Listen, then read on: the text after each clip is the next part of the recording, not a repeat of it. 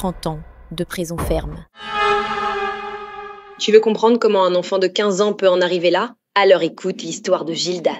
Gildas, un prénom qui portait une promesse, un enfant né avec une destinée puissante sur sa vie. Mais une destinée sans cadre, c'est comme une voiture sans frein sur une pente raide. Ce n'est pas juste son histoire, c'est celle de milliers d'enfants livrés à l'écran, à l'école des ténèbres silencieuses. Il avait tout, sauf l'essentiel. La dernière tablette, les gadgets dernier cri. Voilà ce qu'on pourrait écrire sur la tombe de l'innocence de Gildas. Il est né dans une famille où tout semblait parfait. Un beau logement, une mère brillante, un père ambitieux. Des réunions, des voyages, des projets. Il travaillait dur, pour lui, pour son avenir, c'est ce qu'il disait. Mais pendant qu'il gravissait les échelons, Gildas, lui, dégringolait en silence. Malgré la présence des nounous employés, il avait 10 ans, un âge où un garçon a besoin de regards, de repères, de limites, mais il n'avait que des écrans. La télé, la tablette, le téléphone. On disait qu'il y avait des contrôles parentaux, mais Gildas savait mieux contourner les filtres que l'attention des parents. Et sa mère, au téléphone, Visio Pro. « Gildas, mets ton dessin animé, maman finit sa réunion dans 10 minutes, d'accord ?» Gildas, seul, tablette en main. « D'accord, maman. » 10 minutes passent, puis 20, puis 45. Ce n'est pas arrivé en un jour. Mais ce jour-là, quelque chose s'est brisé. Alors qu'il regardait un dessin animé, une publicité est apparue. Une image, troublante, curieuse, choquante. Et il a cliqué. Et voilà le début de la possession. Ce simple clic a brisé une barrière. Ce jour-là, il a perdu quelque chose qu'il ne savait même pas avoir. Sa pureté. Il n'a rien dit. Il est juste revenu. Encore. Et encore. Et petit à petit, il en a parlé à ses amis. Ils ont commencé à regarder ensemble, à rire ensemble, à s'exciter ensemble. Ce n'était plus un accident. C'était un rituel. Ses parents, toujours trop occupés. Ils rentraient tard, fatigués, absents. Ils achetaient son silence avec les derniers gadgets. Et quand il devenait agressif ou renfermé, on l'envoyait voir un psy. Gildas, lui, commençait à vouloir reproduire ce qu'il voyait. Ce n'était plus du divertissement, c'était devenu un modèle, un schéma, un programme installé dans son âme. Au collège, il multipliait les comportements déplacés. Attouchement, violence, fugue, droguerie. Mais tu ne peux pas réparer une brèche spirituelle avec un pansement émotionnel. Et quand son père dialoguait avec lui, ça donnait ça. Pourquoi tu réponds comme ça? C'est quoi ce langage? C'est comme ça que les gens parlent. Tu connais rien, papa. Hé, fais attention. Tu veux finir comme les voyous? T'es jamais là pour moi. Tu sais pas ce que je vis. Tu crois qu'un casque audio remplace un père? Tu vois, il n'avait besoin ni de tablette, ni de cadeaux. Il avait besoin de présence. Mais il grandissait seul, avec des images déformées des écrans, de la virilité. Il regardait. Il apprenait. Il reproduisait. 13 ans à l'école. Rapport de la principale. L'élève Gildas a eu un comportement inapproprié envers une camarade. Il semble confus, mais n'exprime aucun remords.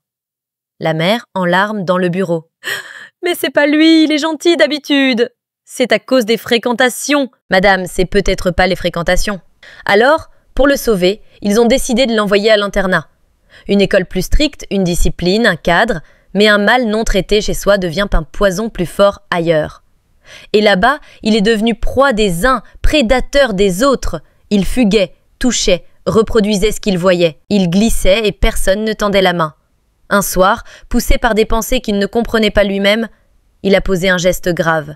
Inspiré par des scènes vues encore et encore sur son écran, il lui a fait revivre ce qu'il avait vu dans les films interdits à cette jeune fille. C'était comme dans la scène du film, sauf que là, j'étais le personnage. Extrait de son audition lors de son procès. « Mon enfant ne traîne pas dehors. Tu le dis peut-être avec fierté, mais pendant qu'il reste à la maison, à quoi est-il exposé ? L'écran que tu lui donnes peut être plus dangereux qu'un inconnu. Un enfant ne se perd pas seulement dans la rue. Il peut aussi se perdre dans son propre lit, sous une couverture, devant une lumière bleue. Au début, c'était un dessin animé. Puis une pub, puis un jeu violent, puis des pranks sur YouTube, puis des insultes normalisées, des moqueries virales, des challenges absurdes, des vlogs de jeunes riches, arrogants, rebelles. Et Gildas regardait. Sur son écran, Gildas a également appris à mentir pour éviter les responsabilités, à se moquer de ceux qui obéissent, à mépriser la vérité, à normaliser la vulgarité, à chercher à être admiré plutôt qu'à être aligné, à comparer sa vie aux vies retouchées, à détester son propre corps, son quartier, sa famille, à se construire une fausse identité, à glorifier l'argent rapide, les armes, la haine. Tu n'élèves pas un enfant en lui mettant une tablette dans les mains à tout va. Tu l'exposes à un monde qui te dépassera. Le mal des écrans est une réalité. Addiction, isolement émotionnel, langage déformé, appauvri, agressif, dévalorisation personnelle, perte d'identité, violence précoce, banalisation du mal. L'écran éduque sans pitié et corrige sans amour. Ce n'est pas qu'une histoire. Des milliers de jeunes incarcérés aujourd'hui ont commencé comme Gildas. France 2022. L'IS, 17 ans, condamné à 20 ans de prison pour acte aggravé sur une camarade de classe. Il dira devant le juge « Je croyais que c'est ce que les filles voulaient. J'ai vu ça partout sur Internet. » Côte d'Ivoire, 2021. Fabrice, 16 ans, accusé d'actes aggravés répétés dans un pensionnat chrétien. Déclaration à l'audience « Mon oncle me montrait des films quand j'étais petit. J'ai grandi avec ça. » États-Unis, Texas, 2018. Darnell, 15 ans, inculpé pour des actes aggravés également. Psychiatre, exposition massive au contenu de films pour adultes dès l'âge de 8 ans. Tu as peut-être des justifications. Un emploi du temps chargé, une carrière à bâtir, des missions nobles. Gloire à Dieu, c'est merveilleux car Dieu lui-même dit que nous serons la tête et non la queue. Mais sache qu'un enfant est une destinée vivante. Avant que je t'ai formé dans le ventre de ta mère, je te connaissais. Jérémie 1, 5. Chaque enfant est un vainqueur. Il a battu des millions d'autres spermatozoïdes pour être là. Alors tu n'as pas le droit de transformer un vainqueur en perdant, juste par manque de vigilance. Un enfant, ça se surveille. Un enfant, ça s'encadre. Pas seulement avec des contrôles parentaux, mais avec ta voix, ta présence, tes prières, ton regard. Instruis l'enfant selon la voie qu'il doit suivre, et quand il sera vieux, il ne s'en détournera pas. Proverbe 22, 6. Tu peux tout reconstruire dans ta vie, mais tu ne pourras jamais racheter les années perdues de ton enfant. Tu dis peut-être « je travaille pour lui, je fais ça pour son futur », mais pendant que tu bâtis un avenir, ton présent avec lui s'écroule. Et certains confient même leur enfant à une tante, un oncle, une nounou, un internat. Ils pensent bien faire, mais ces gens-là, même avec la meilleure volonté du monde, n'auront jamais la même vision que toi. Un enfant tant qu'on peut, ce n'est pas à déléguer.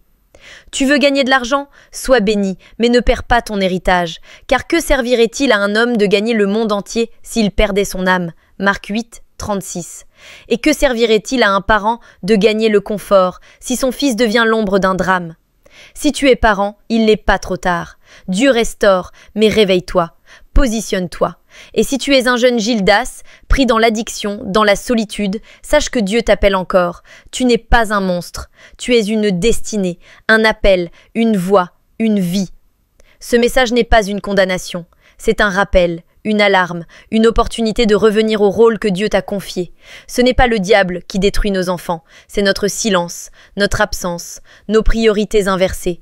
Être ambitieux, c'est noble. Être travailleur, c'est honorable. Mais lorsqu'on devient parent, la réussite ne peut plus être uniquement professionnelle. Il y a une notion de sacrifice qui entre en jeu.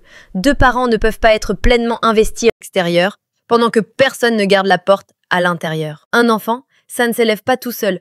Il faut que l'un des deux décide de poser ses valises un peu plus souvent pour que l'autre puisse aller plus loin sans mettre en danger l'équilibre familial. Je ne suis pas là pour condamner, mais pour rappeler une vérité biblique que notre génération a tendance à oublier. Celui qui ne prend pas soin des siens, surtout de ceux de sa maison, est pire qu'un infidèle. 1 Timothée 5,8. Ta maison est ton premier ministère, tes enfants sont ton premier héritage, et si tu les perds, à quoi bon avoir gagné le reste?